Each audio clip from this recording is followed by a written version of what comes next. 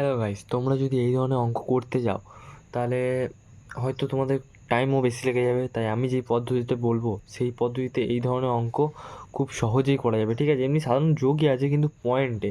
তো এটা তোমরা সহজে কীভাবে করবে যদি একই সংখ্যা দিয়ে থাকে। দেখো এখানে কটা আছে, একটা দুটো তিনটে চারটে পাঁচটা। লাস্ট ডিজিটের মানে লাস্ট যে ইকুয়েশনটা তার যে ডিজিট আছে পয়েন্টের পর পাঁচটা। তাহলে তোমরা কি করবে এখানে পাঁচটা আছে তো, তাহলে এখানে তিন, প্রথমে তিন একে তিন, তিন দুইয়ে ছয়, তিন তিরিকে নয়, তিন চারে 12, দুই হাতে রইলো এক, তিন পাঁচে 15, 16। এটা করে নিলে তাহলে কটা হলো, একটা দুটো তিনটে চারটে পাঁচটা।